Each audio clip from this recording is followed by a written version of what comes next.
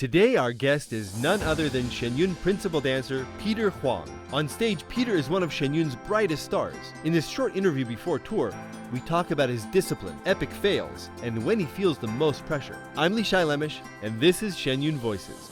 Peter, everybody sees you as such a star. Do you have epic fails? How epic?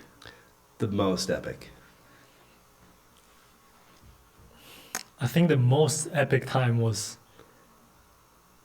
one of the dress rehearsals, right? And then it was the younger dance. Okay, this is a folk dance. It's a folk dance, Like yeah. a harvest folk celebration. Yes. And then that year I was in the middle with Kenji Kobayashi, right? And then that dance was designed for us to fail, basically. So basically there are two parts of the dance. The beginning part is exactly the same as the last part, but only a few movements are different. So it's very easy to get them confused. So we do the first part, and then we go. Here comes the last part. And then we go through the moves, and then when it comes to the part, I do the first version. Kenji follows me. And then we do the same movements, but incorrectly. And then when we finish the move, we see everyone is doing something else, and we just stood there, staring at each other for like 5 seconds. We're like, and then we just kept going. And then everyone saw that, all the troops. And all the dancers kept a straight face? I'm not sure. I wonder if it would have been possible for the conductor to notice that you're doing the beginning move and then start the dance from the beginning again. I don't think And just go in a loop, a never-ending dance. I don't think that would work. That wouldn't work. So what was the debrief like with you and Kenji? So obviously he was blaming me. I was blaming him. I'm like, you did a move first. He's like, no. But, because we recorded that rehearsal. And then afterwards we were watching it. Everyone was laughing at us. But then afterwards we had to find a way how to prevent that, So the guy in charge of rehearsal at that time told us to go over the moves 10 times in a row, just to instill in our memories. So that wouldn't happen. Yeah. What do you think is your biggest challenge right now? Biggest challenge, I would say to keep pushing myself to improve technically. Because there's a saying once you don't improve, you stay on one level, you're actually regressing, right? Yes, because other people are improving. 不进则退, right? Yes, and especially in Shen Yun, the level just keeps moving forward so fast, especially with the younger generation. And, I still want to keep up for a few more years at least. So it is much harder for me to keep up with the younger dancers because they can just fly all over. But for me, it's much harder. And then dealing with minor injuries. So that's a balance that I have to navigate. Yeah.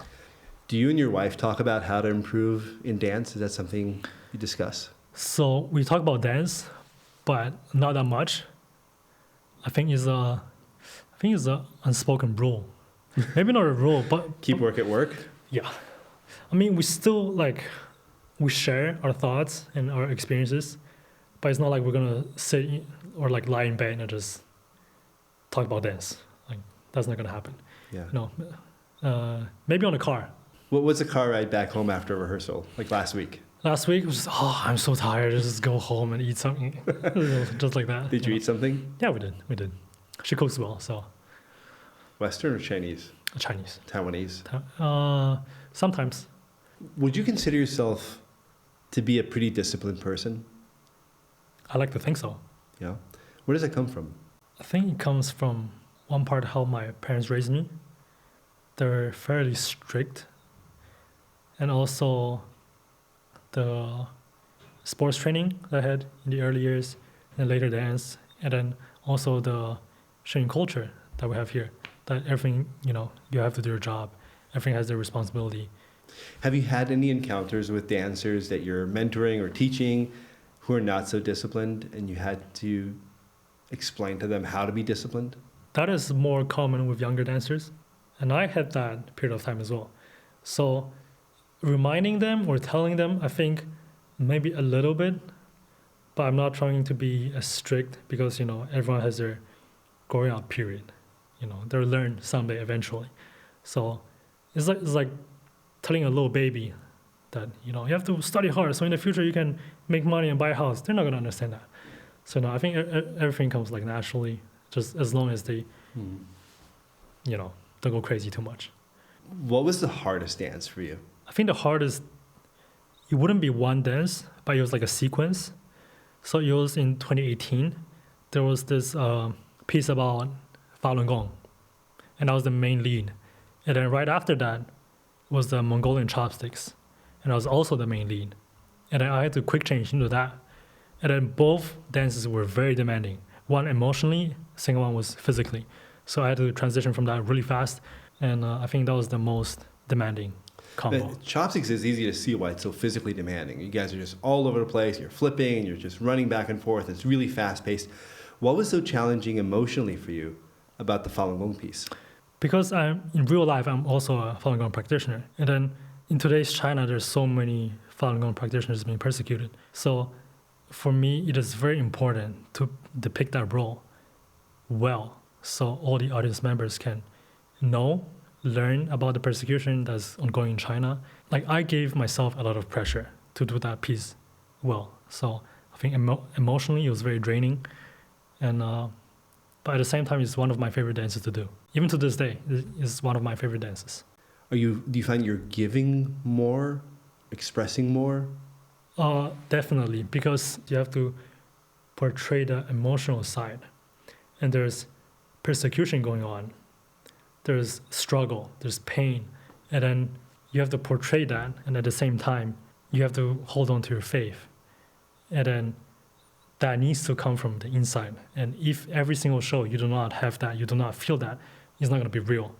So in order to bring that out, you have to be in that state every single show, and that is much more draining than just being happy. If you were to define your mission as a dancer in Shen Yun, what would it be?